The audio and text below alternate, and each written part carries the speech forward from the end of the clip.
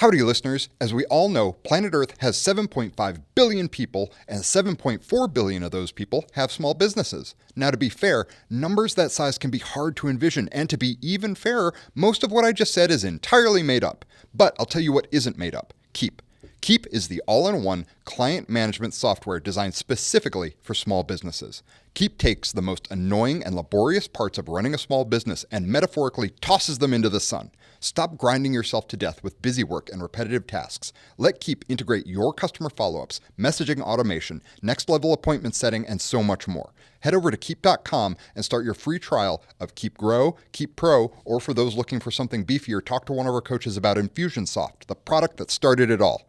More business, less work, that's Keap. Just go to Keap.com to start your free trial. That's Keap.com. One more time, that's Keap.com.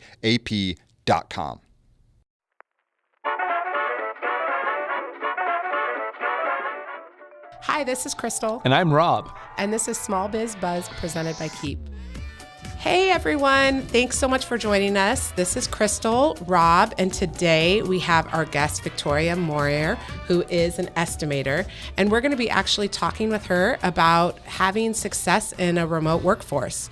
So thanks so much for joining us, Victoria. Thank you for having me. Yeah, we're really excited. Let the record show Victoria is actually one of my great friends, so just want to say that so we're transparent here. So I think she's pretty brilliant. But she actually has a lot of experience in what we're going to be talking about. And she has worked from home for how many years, Victoria? This is my 8th year. 8th year working from home, so definitely a remote workforce. And your company is actually based out of? Pennsylvania. So you guys can see we're in Arizona here. So that is actually very remote. So we'll go over, what are we talking about today, Rob? To be honest, I am fascinated by the concept of working from home or working remotely or diversifying the location of a workforce. So from a co-working perspective to locations to roles and responsibilities. And I can't believe that you've worked remotely for 8 years, Victoria. That is mind-blowing to me. How do you do your job? Do you get lonely? Do you have how I miss the social component of it? I have so many questions. So let's start with that one. How do you do your job? Well, they were fortunate enough to set me up, so it does make it easier. You don't have to worry about the computers and monitors and all of that yourself. So all of your technology is taken care of. They've given you all that stuff. Okay, they provided everything. Yeah. And just to real quick jump in, you've been with the company you've worked for 17 years. Yes. So let's see, that's 9 years you worked in the office. Mm-hmm. So basically, after she had worked that long, they don't let a lot of their employees actually work remote. Am I correct in remembering They've that? started to in probably like the last 2 years, but it's still pretty new for them to be accepting of that if that's what someone's role needs to transition to. Yeah, so I was just going to say she kind of earned the right to move from working there to working remote. Just want to give you a shout out there because Robbie, you were like pretty shocked with how long she's been that there. is something I want to dig into later, the concept of earning it as a privilege versus maybe it's something that's expected from a workforce as your workforce diversifies, as the expectations. It's something in addition to compensation, as a part of a global compensation package. But let's get back to your story. How do you work as an estimator for a door company when you are 2,000 miles away from home office? 3,500. Who's counting? I'm sorry. Yeah. Who's counting how many miles? Quite a few flights home, so I keep track. Okay. Well, everything is like the VPN connection, so I am connected to the corporate interface, so I can look at everything. And it basically is, I get my work via email. If someone needs me, they can obviously call me. We have a pretty good inner working system where we all log in. We log into Cisco so we can instant message each other. Oh, cool. And share screens if we need to provide information. So even though it's remote, it's pretty interactive for me. And I'm comfortable working independently.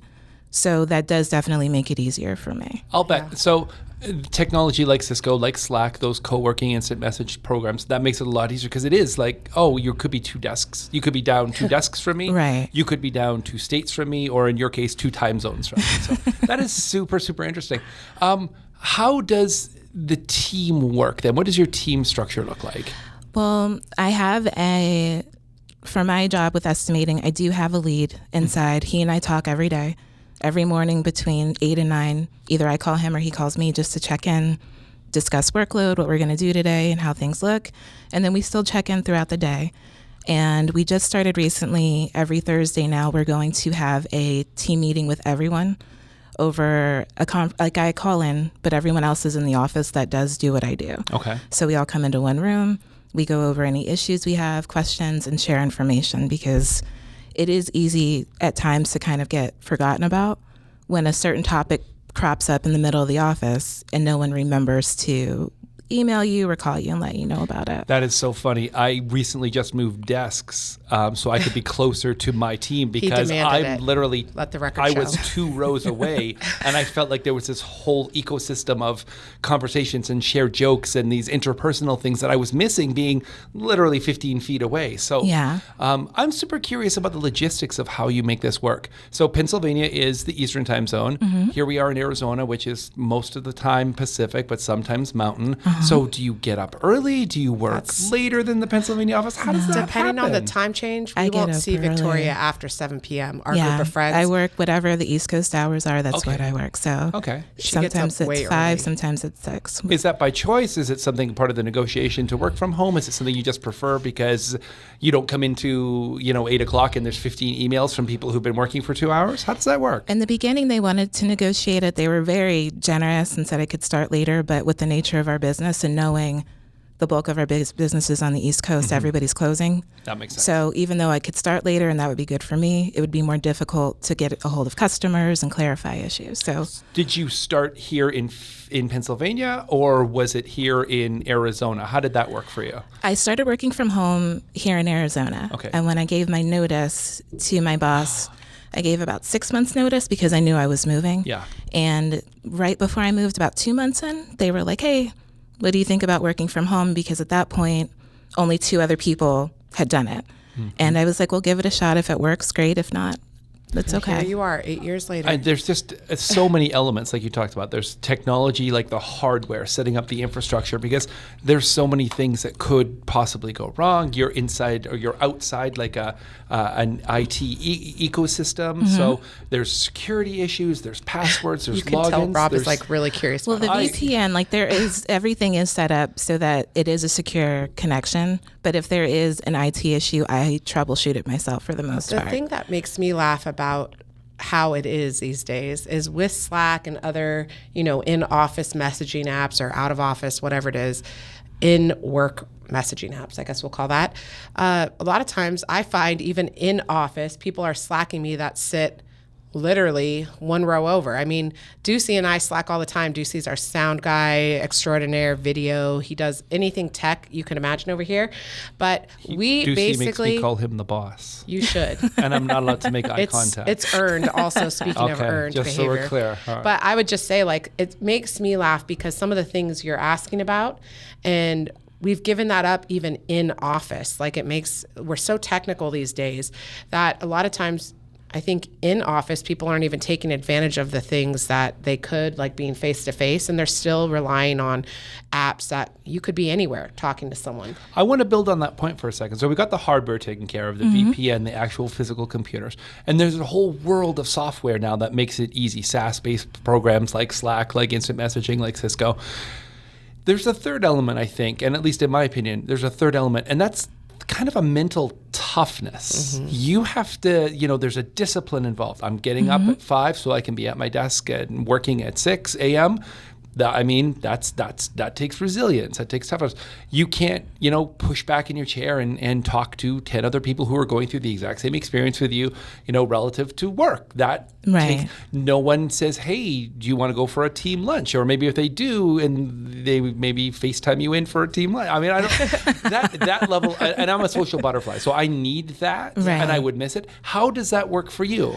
For me, because I am very comfortable working independently, I thrive on just that basic communication for me, but I also know myself where I'm kind of a workhorse. So if I'm focused, I don't thrive on social interaction in the same way. That doesn't give me energy. Focusing on whatever it is I'm doing and getting it done does. So that definitely is an advantage for me. And it's easy, I shouldn't say it's always easy, but when I have to roll out of bed, even though I start work at 6, I'm literally rolling out of bed and walking 6 feet. You wearing jammies, you got a big cup of coffee right next to you. So it's perfect. The time difference is doable because of things like that. Yeah.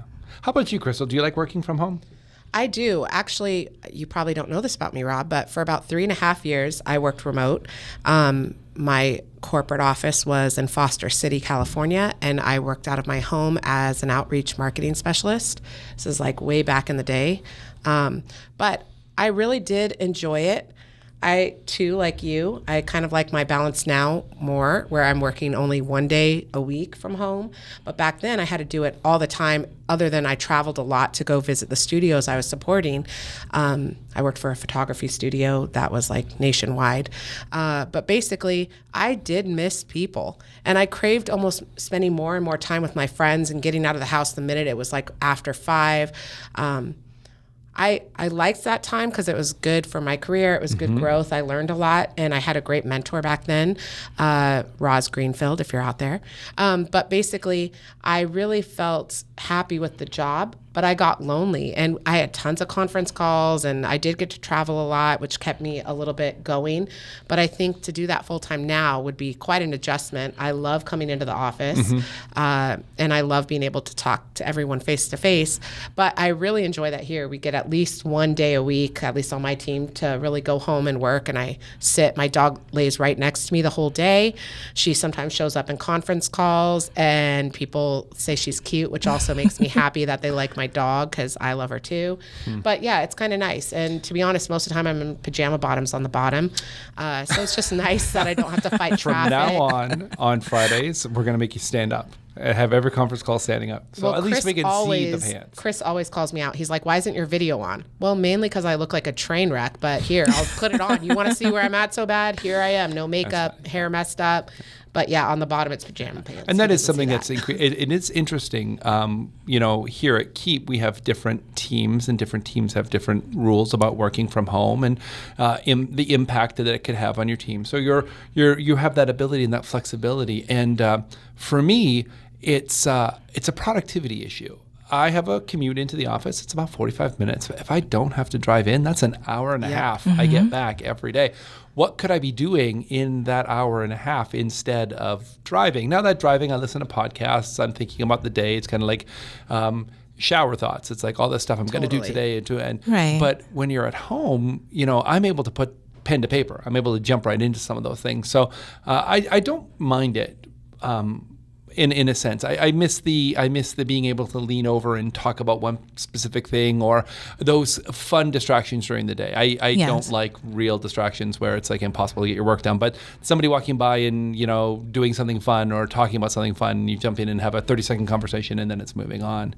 What are some tips if you had to come up with a list of, say, 3 things? What are 3 things that you think people should be thinking about when they're putting together a working from home or a working remotely space? Number 1 would be make sure that you have your clear-cut expectations on both ends, so that way you can be sure that you're set up the way that you need to be for it to be successful. I know when I first started, they were just transitioning into everyone in the office having dual monitors. Okay. And when I first moved out here, that was not the thing. So it took them about a year to get me the dual monitors. Send you a second monitor. Right. And it's also like I had to get a new PC and new equipment so it would hook up properly. Yeah. So for a year, I was doing my work kind of double time, making it work. Closing, opening, minimizing, maximizing. And still keeping up the productivity level of everyone else with 2. So definitely establishing that. And you do have to know yourself. So I know that, like I said, I will work a lot, even way beyond when I should. So for me, it was important to have a very specified workspace. So when it's time to be done, I close that door. When it's time to go, it's and time I'm to done. go. Exactly. Yeah. It's funny because I work from home, like we talked about a little bit, very little bit. My wife doesn't believe in it. She's very old school. She's very much a butts and seat mentality, and I completely understand. She allows her team to work from home, but she won't ever allow herself that same privilege.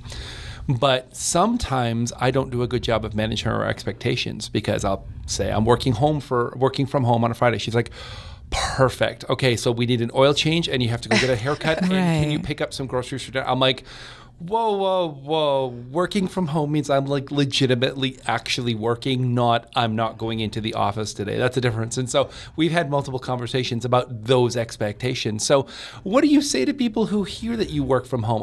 Everyone thinks it's party time, or how do you help them understand that, no, I'm legitimately contributing and I'm more productive, and here's why. So walk us through that. When it comes to friends, they understand, because I work in a construction-based business, the summer is our busy season. Mm-hmm. So they'll go from seeing me pretty often or talking to, I'm working 12, 13 hours a day. Mm-hmm. And like Crystal said, when it's that time, it's time for me to go to bed. Yeah. So we'll message you guys tomorrow. So they do understand that I legitimately am working. Mm-hmm. But there is always that. And to be fair, there are perks to working from home. So when people are like, oh, that's kind of cushy, I'm like, it has its moments. I don't have to sit in traffic after a stressful day at work. I can immediately do something to de-stress right away or make plans. You alleviate a lot of worries that you have on getting things done in time. There are definite advantages. We know we have you at the edge of your seat, but we're going to break and go to worst business ideas in history.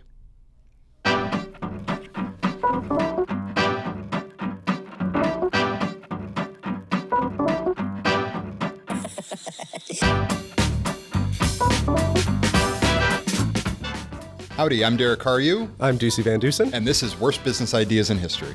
What's on the docket today? We're going to be talking about a topic I am so excited about because I will talk endlessly about this, and that is the rise and fall of Radioshack. Okay.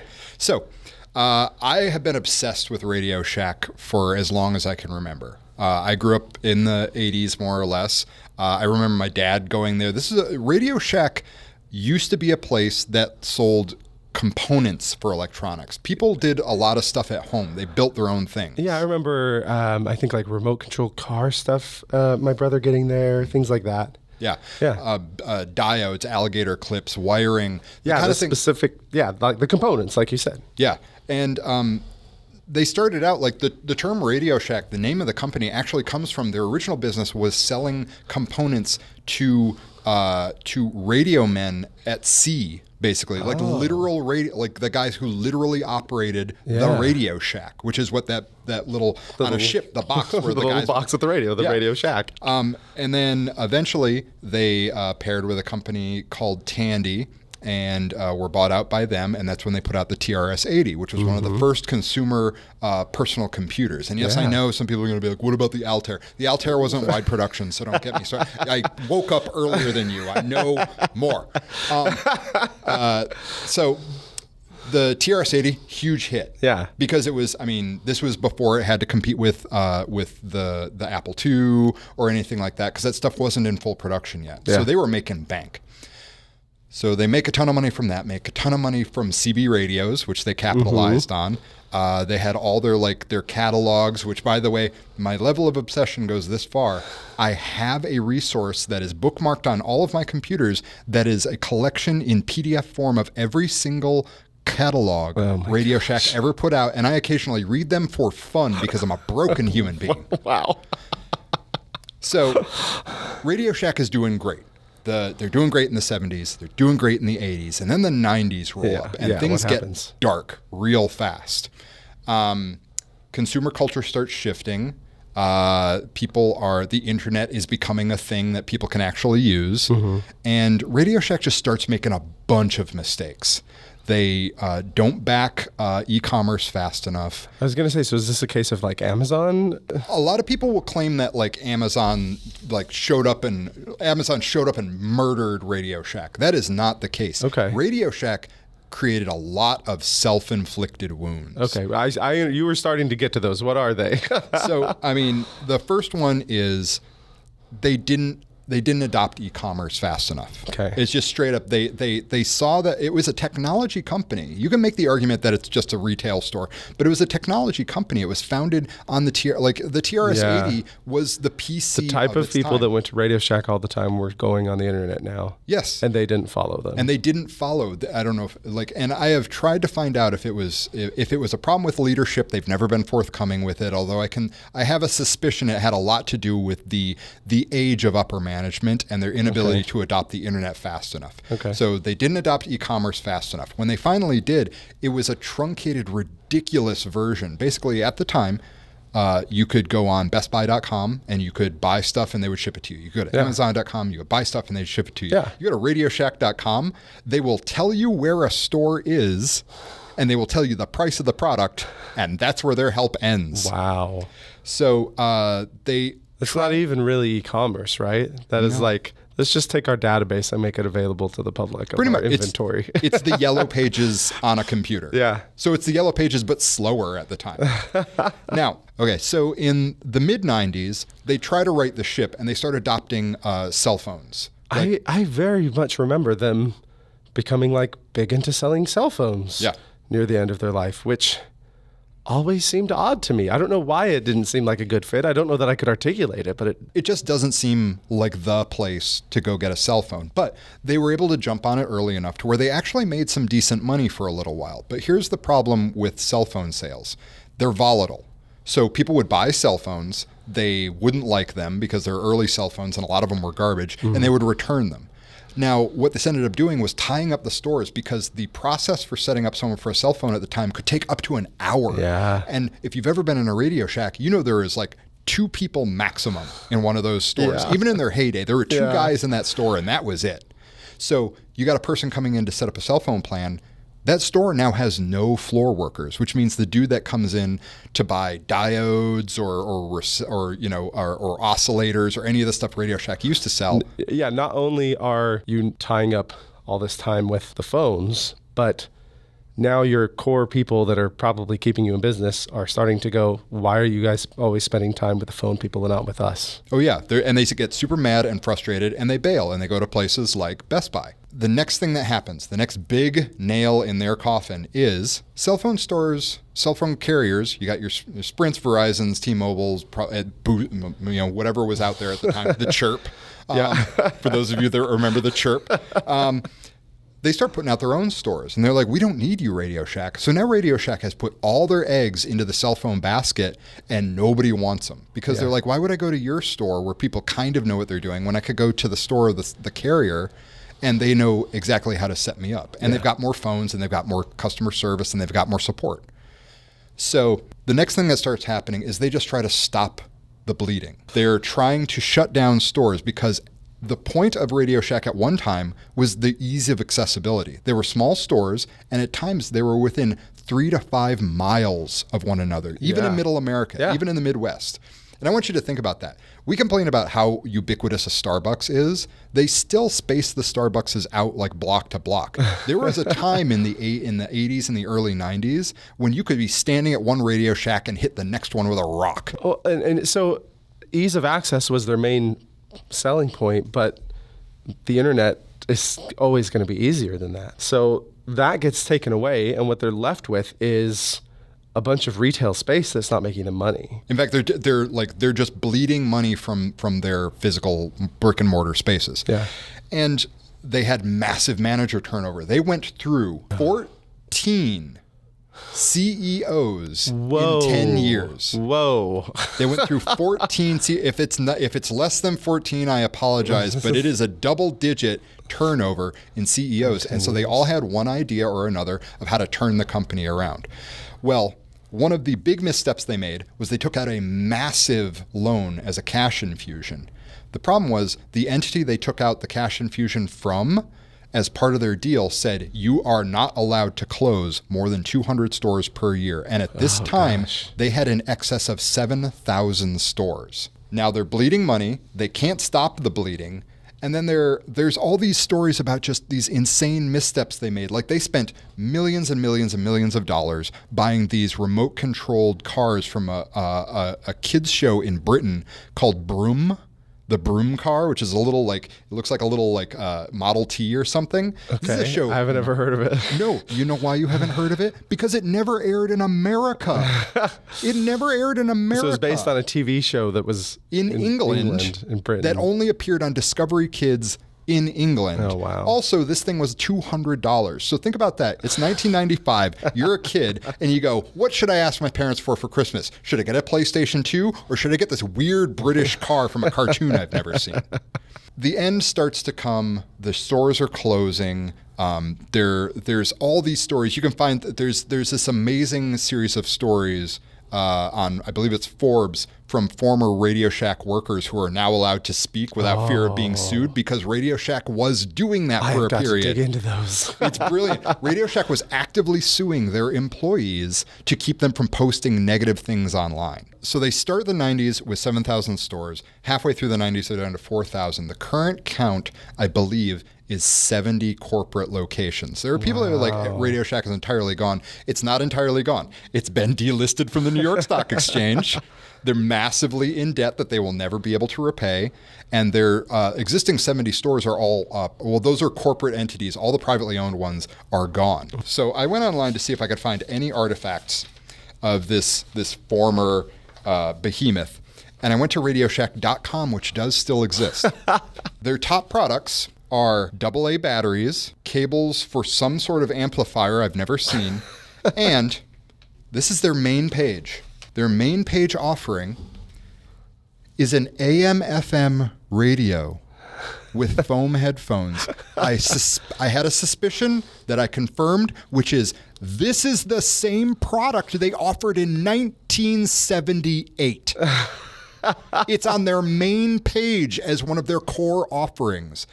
That is the history of Radioshack as it stands today. I can't believe that they didn't take these spaces that they have. Like there's a whole movement of maker spaces, of people that are wanting to build things again, 3D printers. Like they're one of the few places that had the physical space to create a community, and instead it sounds like they pushed the community out. Yeah, it was a lot of crosstalk. I assume it had a lot to do with their corporate structure and no one getting on the same page. But yeah, they could have taken advantage of this new DIY. Well, it's not new, but like at the time it would have been kind new. of a revival. Yeah, the revival of DIY and the revival of makers and like this like self-sufficiency that people have adopted now. So I guess the question is, what can you learn from a failure of this size? Yeah, I mean I'm having a hard time applying it to. Because part of it, when there's these large corporate structures, there's so many internal forces that, small businesses have a lot of things that they have to fight against. And, it's only really when they start growing that they have all these internal forces and squabbles that are as strong. But I suppose it can still happen in a small business depending on who you're giving, kind of authority to run things, trusting in your employees. Getting everyone on the same page for one thing, because this is an obvious example of nobody's talking to each other. Yeah, and staying in touch with your customer too, right? Yeah. Like you have to understand that consumer trends will be changing over time. Even if you offer a service that's as old as time, that it feels like plumbing and electricians, that stuff feels like it's been around forever. But there was a time when that was a change too. And now with smart home stuff, if you're not staying up to date with the way that consumers are purchasing and with what their attitudes are, you can get left behind real fast. Yeah, 6 months ahead is not ahead anymore. You got to be looking 5 years minimum. Thank you for going down this rabbit hole with me. Thank you for enlightening me. This is a whole. I have a lot of reading to do now. I think you have no idea. I could do a 20-part series just on this, and there's a slim chance I might. Well, join us on our next podcast, The History of Radioshack. Thank you all for joining us. I've been Derek Haryu. I'm Ducey Van Dusen. And this has been Worst Business Ideas in History. Bye. Keeping ever-expanding client info straight, sending the same emails hundreds of times, scheduling and rescheduling appointments over and over. Who enjoys this nonsense? No one, except my cousin Brent, and Brent is the absolute worst. Keap is the premier all-in-one CRM. Just head over to keap.com, that's Keap.com, and start your free trial today.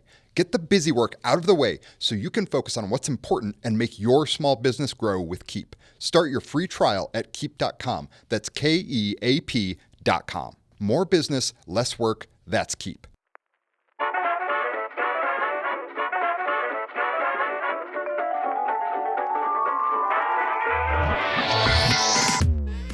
I like that. I like that thinking.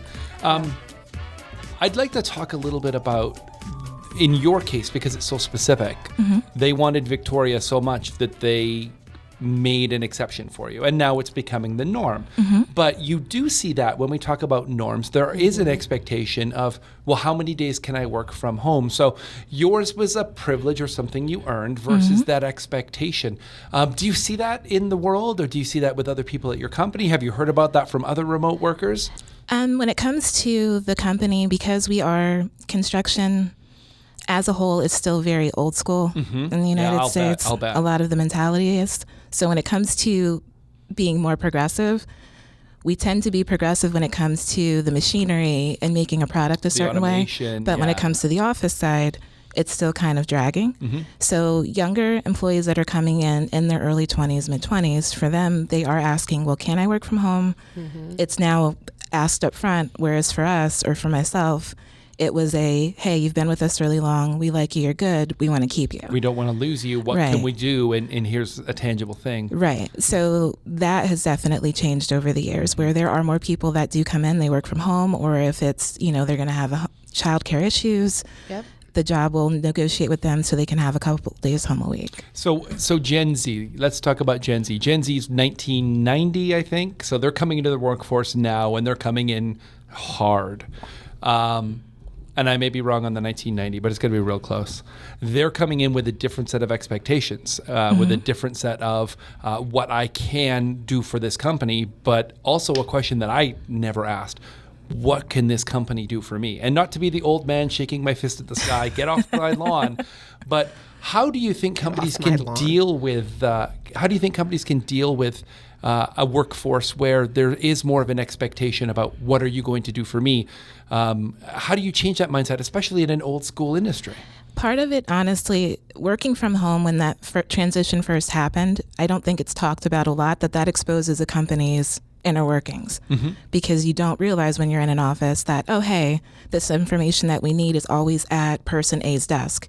So everybody in the office will get up and go to that person's desk to get it. You don't realize it's not in a centralized area that's easily accessible. That is so that is something I would never have considered, but you're exactly right. If there's an accounts payable person or someone who's got the key to this cabinet because I need a dry erase marker, I mean, so much of that historical intelligence is locked and limited to the people who are actually there. And when that person's not there, that's so interesting. I feel though too, more and more as companies are actually getting involved with what their company mission is, their company goals, the values they set up.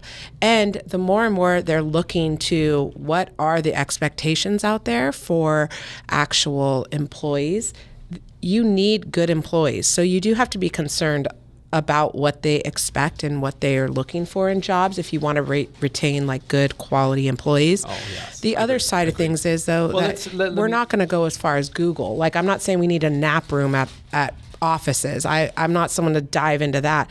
But to a degree, you do have to be aware of what are the expectations out there. They are shifting, and not just for, Gen Zers or millennials, to throw out a pop word there, but I would say that everyone's starting to expect more. We have more data on, work-life balance and all of these things. Are you talking about your generation in the third person?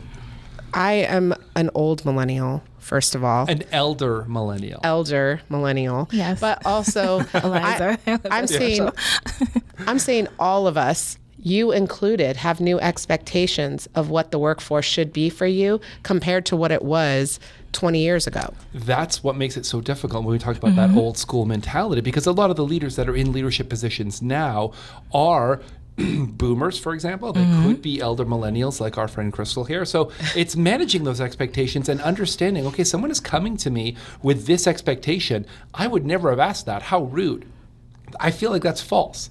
This person is coming to me with this new expectation that I'm not aware of. I need to understand where that question's coming from. And maybe it is part of a compensation package. Maybe working from home has such a beneficial element to this person or this company's goal and ethos and community and their spirit and who we are, because you get to work from home and you get those individual things.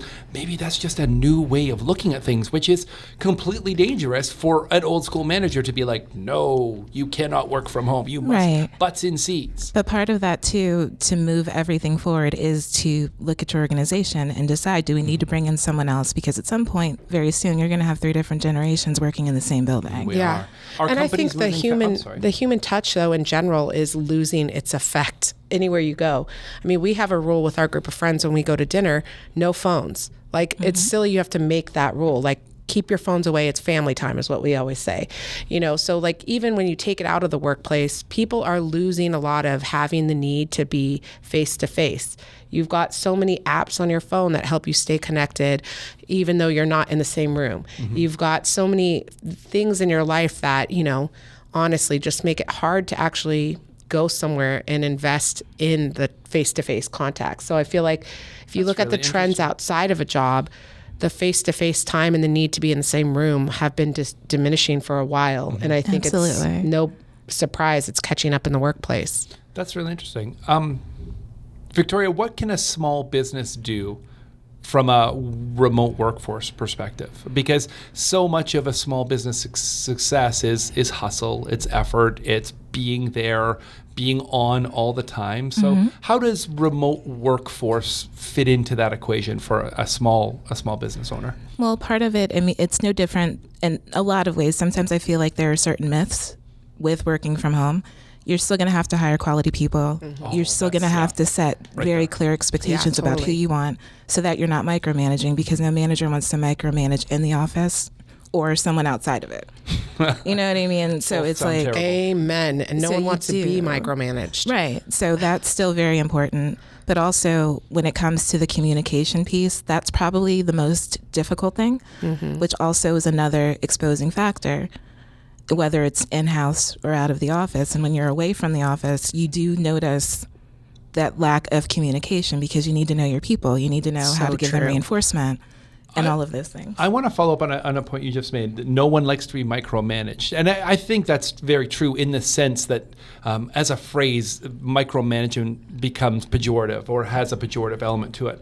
But there is a segment of the workforce that likes to be given a list of 10 things to do, and then is excellent at doing those 10 things. How does that person exist in this new kind of more modern remote workforce? Well, they still do. That doesn't mean that you can't still be task-oriented and that be the way that you prefer to work. But there is an onus on the manager, whether, again, here or there, they need to know their people.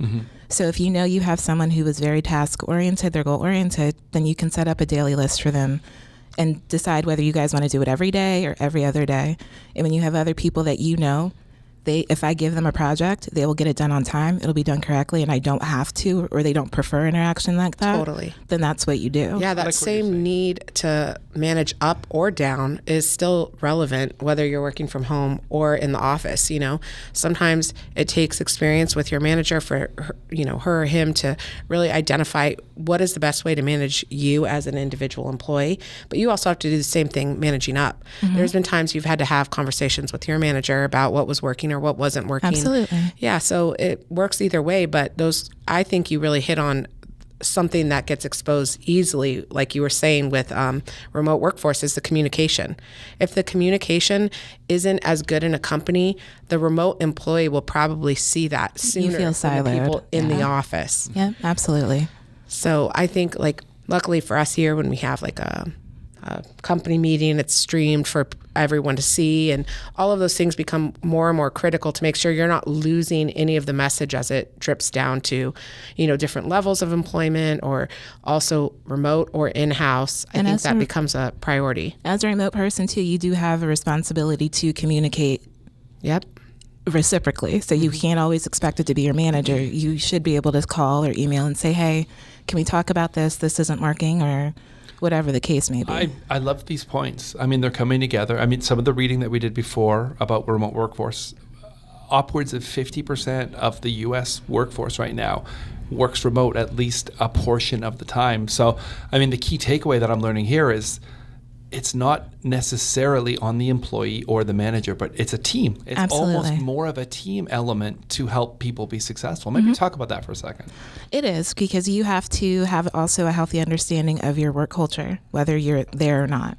So that goes to how emails are sent out, the way you communicate with each other, like Crystal said earlier, core values.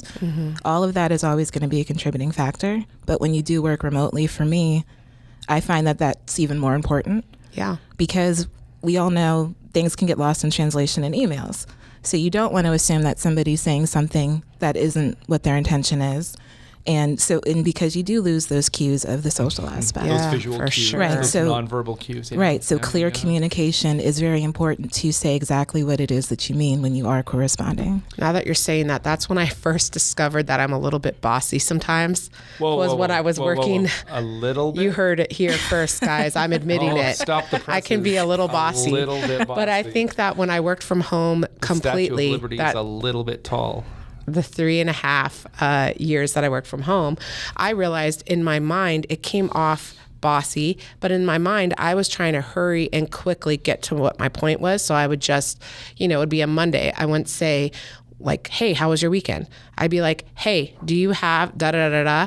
And no one had really met with me face to face. No one had seen that. There's a Right. lot of kindness going on most of the time, I would hope, with me. But when I'm in the mindset of getting something done, I just drive right towards that. So I think that really hit home for me is like, I think from working from home, I did start noticing I have to be careful about making sure I'm friendly in my emails and that tone is coming across the way I intend it in my head Right. versus what's just written there. So I'm going to struggle with a little bit bossy for a while, but I appreciate the first step. You've taken the first step on a much larger some of journey. us take the first step and then some of us just never get off of home plate, Rob. It's okay. So I do want to kind of maybe as we wrap up here, I want to talk about some of the benefits of working from home, both from an employee and from a company side, maybe expected and non-expected. And I'll start with one. There's an environmental benefit Absolutely. to working from home. Like, for example, I don't drive to come into work. That's 45 minutes. That's an hour and a half And of gas. driving and Gas vehicle. money saved. And so specifically in Arizona, there's an Arizona Clean Air Initiative where Keap gets a benefit for people who work remote or don't come in on a specific day. Or They log carpool. it. Yeah, so I mean, that's a benefit right there. So what are some of the And other the earth gets a smile. the earth gets a smile. Yes, it does. What are some other benefits that you think that or maybe are non-intended or maybe not so obvious? The commuting is a big deal. I would say even though it seems silly, we still do have the mindset that vacation here is not that it's not earned, because you do, but sometimes you can be frowned upon for using all of your vacation in certain work sectors. But for me, especially if I don't feel well, I can still go to work. I still get my job done. Or Interesting. if I wake up and I'm a little off, I can call into my boss and say, hey, I'm going to take some medicine, give me an hour, 2 hours. And then I can just go into work and still do what I was going to do. Hey, boss, I'm going to take some medicine. Ignore my next 10 emails. They're going to be crazy. So that helps because, one, it helps me keep my sick time, my PTO. And they do rely on you in certain instances. So your productivity is expected to be at a higher level or more consistent than everyone else. And in there's the a office level of being plugged in that you can manage and adapt to your individual work schedule. So you can get up and look at your phone and address emails. Okay, which are the most critical, which can wait to a more formalized time, and then you can develop patterns. Right. I really like that idea. How about you, Crystal? You got something? I was going to say, I'm really curious about, because there were definitely some that came to life when I worked from home completely. But what would be a couple of the things that you miss, or a couple of the things that maybe to watch for if you were going to build a remote workplace, like some of the cons, or I don't know, not to get negative. You do miss, like Rob said earlier, the inner office chatter, just, water cooler talk every now and then to break up the monotony of the day. There's no doubt you miss that. The other cons, I would say, like I said, you do have a different expectation. So if something needs to get done at the last minute, like your boss has something at 4:58, odds are they're going to ask the person who's working from home, hey, can you do this? Because Interesting. you're home, you don't have the commute, and you can still get it I done. do think that's true. So, but I'm not the going other to lie, trade-ins. but I'll add to that point. I'm not going to lie. I have a standing 3:30 meeting every Friday. And that meeting does get canceled occasionally, and I will do a happy dance when at 3:30 my last meeting on a Friday has been canceled and I'm already at home. It does feel good. Well, I think you've given us a lot to think about, for sure, in terms of the working from home, remote. It's such a fascinating challenge. I mean, and it's the dichotomy. People's attitudes and mentalities are going to have to change, not only because it's the way the world is going, but it's what the incoming workforce is going to be looking for. And it's going to be those companies that are able most to adapt that are going to be most successful. And that's where small businesses can really take advantage of this.